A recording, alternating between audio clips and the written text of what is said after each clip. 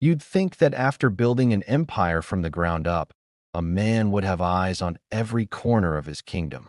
But sometimes, the real cracks don't show until you're standing right over them.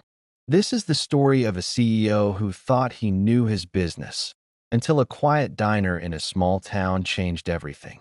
It's about the waitress no one noticed, the silence that hid pain, and how one unexpected visit turned into something far bigger than he ever imagined.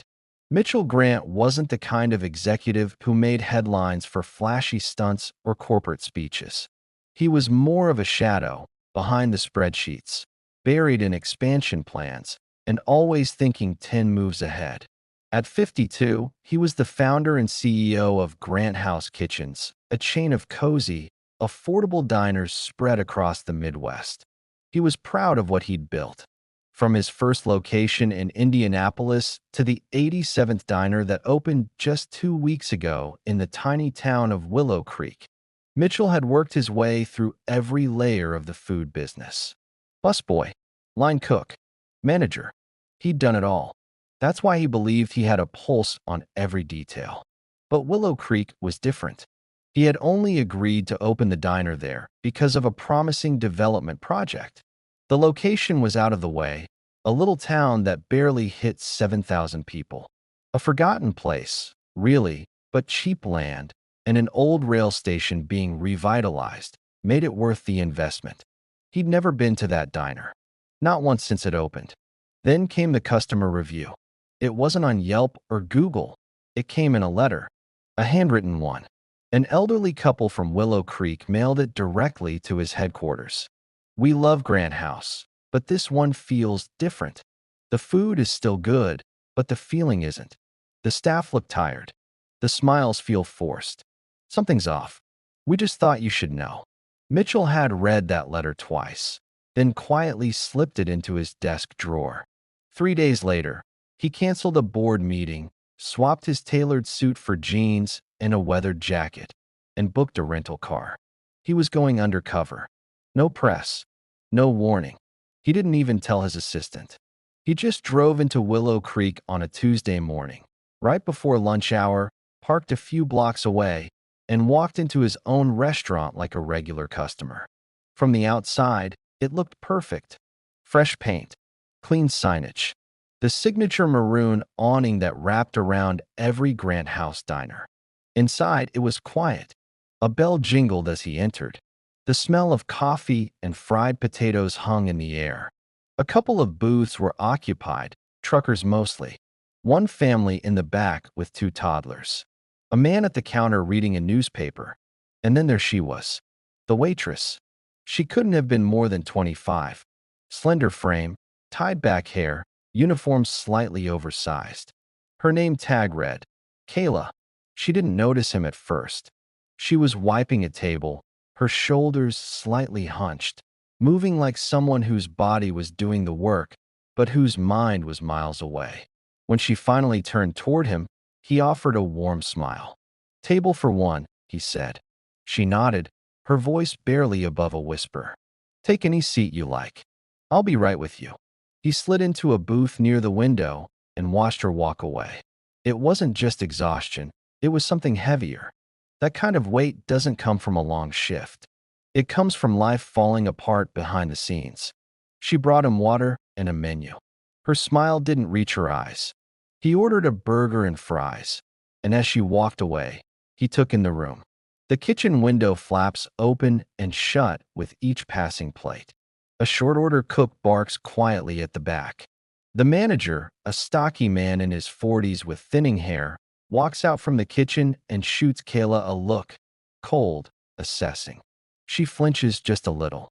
Mitchell notices everything. His food arrives. It's decent. Not bad, but not great. The fries are overcooked. The burger's bun slightly burnt. He eats slowly, more focused on what's happening around him. Then it happens. Kayla disappears into the kitchen. He hears nothing at first, just the shuffle of plates and the ding of the order bell. Then, faintly, he hears it. A sharp voice. Male. Angry. Then silence, followed by a sound no CEO should ever hear from behind his own kitchen door. crying. A soft, choked sob, barely audible, but unmistakable. Mitchell freezes, fork in hand. His heart sinks. Something is wrong. Very wrong. He looks around. No one else seems to notice, or maybe no one dares to care. He rises from the booth slowly, leaving his half-eaten plate behind. As he steps toward the kitchen, a memory flashes. Years ago, before the success, before the offices and acquisitions, back when he'd been a line cook with bills he couldn't pay and a manager who slammed pans when he was angry. That memory tightens in his chest like a warning. He pushes through the kitchen doors quietly, unnoticed at first, and what he sees stops him cold. Kayla stands with her back against the walk-in cooler, shoulders shaking. Her eyes are red. Across from her, the manager, the man with thinning hair, is speaking low and fast, his body language aggressive. He doesn't see Mitchell enter. Kayla notices him first, her eyes widening in panic. "Sir, you're not supposed to be," she stammers, wiping her face. The manager whirls around. "Hey, you can't be in here. This area's for staff only." Mitchell raises one hand slowly. "I know," he says quietly, "and I'll explain. But first, she okay?" The room freezes. Kayla blinks back, more tears. The manager's face twists. "She's fine. She just needed a moment. Nothing for you to worry about." Mitchell steps forward. "That's funny," he says, voice cool, steady. "Because I run 87 of these diners. And I've never once heard one of my employees cry on the clock unless something was wrong." Silence. The manager's expression falters. And for the first time that day, Kayla looks up at Mitchell, not with fear, but with something else. Hope. The silence in the kitchen was thick. Mitchell could feel the heat from the grills, the scent of burnt oil in the air, and the weight of every unsaid word hanging between them. The manager's name tag read Chuck. His face, once puffed with arrogance, had started to pale. "Who are you?" Chuck asked, his voice a little more cautious now. Mitchell smiled softly.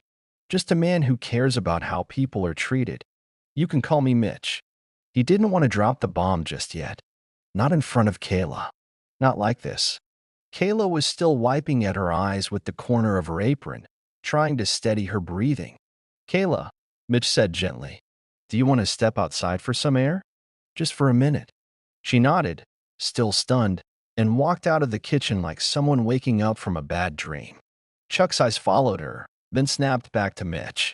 "You can't just walk in here and—" "You're right," Mitch interrupted. "I can't, and I normally wouldn't.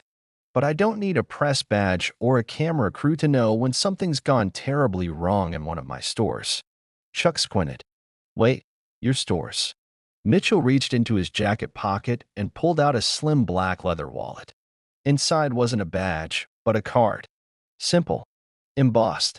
Mitchell Grant. Founder and CEO, Grant House Kitchens.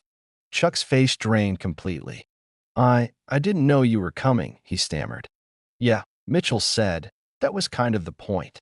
He let that hang for a second before turning toward the swinging kitchen doors. "Why don't you grab a coffee, Chuck? We'll talk later. For now, I'm going to have a word with Kayla." Chuck didn't move. He just stood there, stunned, as Mitchell pushed through the doors and found Kayla outside, sitting on the edge of the loading dock behind the building, her head in her hands. He sat beside her without saying a word at first, just letting the quiet settle. She finally spoke. "I'm sorry if I embarrassed your company," she whispered. He turned toward her, brows furrowed. "You didn't embarrass anything. You showed me the truth. That's more valuable than any customer report." She glanced at him, hesitant. "So you really are the CEO?" He nodded. "I started Grant House 27 years ago. One diner. 10 booths. I used to scrub the bathrooms myself. I built it for people who needed a second chance, who wanted a warm plate, a clean table, and maybe, just maybe, a place to feel like they mattered." She let out a bitter laugh. "Well, this place doesn't feel like that anymore." He looked at her with gentle eyes. "Tell me everything." And she did. She told him about the double shifts, about how Chuck refused to grant her sick days, dock pay if she was even 5 minutes late. How he flirted with the younger servers, yelled in the back when sales were low, and threatened to replace people constantly. She spoke about the cook who walked out last week after Chuck screamed at him in front of customers. She said she stayed because she needed the money, because her mom was in a care home, and her younger brother lived with her now. She was the only one holding things together. I tried to smile through it, she said quietly. But today, he cornered me and told me if I messed up one more time, I was out. Just like that. And I broke. Mitchell sat still, letting it all sink in. He could feel the old anger rising in his chest, the kind that reminded him of his own early days, the bosses who treated people like replaceable tools. He'd sworn his business would never become that. But here it was, happening under his name. Kayla, he said finally, you should never be made to feel like that. Not by anyone. Especially not in a place that's supposed to take care of people. She nodded, biting her lip, trying not to cry again. He stood slowly and offered her a hand. Come with me. I want to talk to the rest of the staff. Back inside the diner, the energy had shifted. The kitchen crew peeked around the corner. The servers whispered to each other. Word had spread. The CEO was here. Mitchell stepped into the middle of the floor, Kayla at his side. Can I have everyone's attention for a moment? He called. Staff gathered slowly, nervously. I know this is a surprise, he said. And I didn't come here today to put anyone on the spot. But I need to say this, and I want everyone to hear it. He glanced around the room. I built this company to be more than just food on a plate. It's supposed to be about people, dignity, fairness. And if that's not happening here, then I've failed somewhere along the way. Chuck lingered near the counter, arms crossed, watching with a cold glare. Mitch continued. Starting today, I'm opening an internal review of this branch. All complaints, suggestions, and experiences will be taken seriously. You'll be given anonymous ways to report without fear. A few employees looked at each other, surprised. I will be here for the next 2 days, he added. Not as a CEO, but as a co-worker. I'll wash dishes. I'll bus tables. I want to know what it's really like to work here. And then we'll make changes. A long pause. Then someone clapped. One of the younger cooks. Then another. And slowly, the room filled with a hesitant, hopeful applause. Kayla didn't say anything. She just looked at Mitchell with something new in her eyes, gratitude. Yes, but also a kind of disbelief.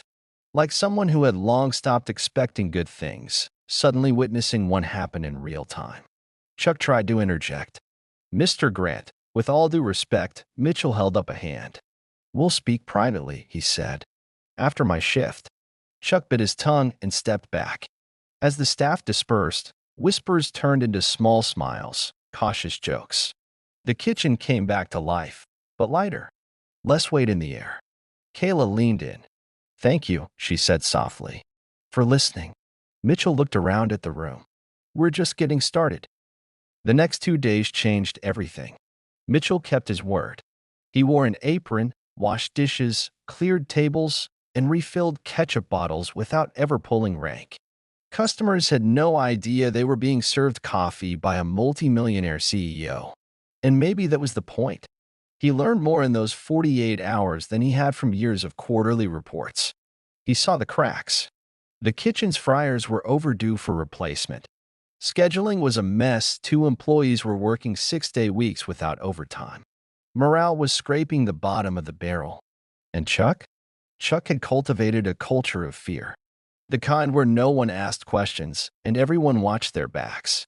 But he also saw something else, something worth saving.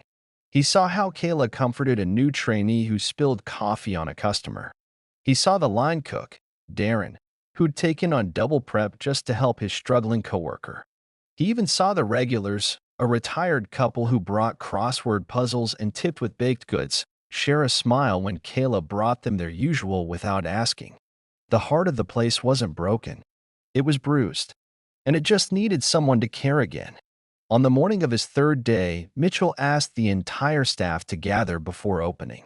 They stood in a semicircle, coffee in hand, eyes curious. Chuck, arms crossed, leaned against the back wall, a smug smirk still stitched across his face. Mitchell stepped forward. "Thank you for the last 2 days," he began. "You've given me a look into what's really happening here, and it's clear we have a lot of work to do." He paused. Effective immediately, Chuck is relieved of his position. A stunned silence fell over the room. Chuck's face turned red. "You can't be serious. This place would fall apart without me." Mitchell tilted his head. "Funny. It's already been running better since you stepped back." Chuck scoffed, muttered something under his breath, and stormed out without looking back. No one stopped him. Mitchell turned back to the staff. "Now, we move forward." He handed out papers. Not reprimands, opportunity forms. Employee feedback. Request sheets. Anonymous reporting instructions. A direct email that went straight to his executive desk. Every voice would be heard. Then, he turned to Kayla. "I'd like to offer you the position of interim manager. On a trial basis. With training and support from HQ. You've shown leadership under pressure, and more importantly, you care." Kayla blinked, stunned. "Me? I've never managed anything," Mitchell smiled. "You've been managing people's spirits every single day. The rest is just systems." Tears welled in her eyes, but this time, not from fear or defeat. The room clapped. A real, full, heartfelt round of applause. Kayla looked around, her coworkers cheering her on, and for the first time since she'd taken that job, she stood tall. Taller than ever before. Weeks passed. The diner transformed. Clean new uniforms. Fare schedules. Kitchen upgrades. A mural of local art brightened the once drab back wall. Even the food improved. Kayla introduced a weekend comfort corner special featuring recipes from her mom's cookbook. It became a hit. Customers noticed. Reviews shot up. Locals returned in droves. But the biggest change wasn't the food or the furniture. It was the energy. People smiled for real. Laughed louder. Stayed longer. Staff walked taller. The place felt like Grandhouse again. And Mitchell? He returned 3 months later, this time, not in disguise. He sat at a booth, ordered Kayla's signature sweet potato hash, and watched as the diner bustled like a well-loved machine. Kayla came over, beaming. "We kept the stool you liked near the window," she said with a grin. "Good," he said. "Because this place feels like home now." She nodded. "Thanks to you." He shook his head. "Thanks to you. I just gave you the room to shine." Before he left, he stood quietly at the door, looking around. One of the new servers, young kid, barely 19, held the door open for a customer with a cane. The cook whistled while he plated dishes. And in the far corner, a new sign had been hung on the wall. "Here, every voice matters. Every shift counts. Every person belongs." Mitchell Grant. As he stepped into the sunshine, a message buzzed on his phone from HQ. Willow Creek's location now ranked #1 in employee satisfaction. Mitchell smiled, slid the phone back into his pocket, and walked down the street without fanfare. He didn't need applause. He'd seen what mattered. A diner saved. A culture changed. And a quiet waitress, once pushed to the edge, now running the show with grace. That, to him, was the real bottom line. If this story moved you, inspired you, or made you believe in second chances, don't forget to hit that subscribe button. At Comeback Stories, we bring you real, raw, and powerful tales that prove the human spirit is unbreakable. New stories every week, stories that stay with you long after the video ends. So subscribe now and be part of something meaningful.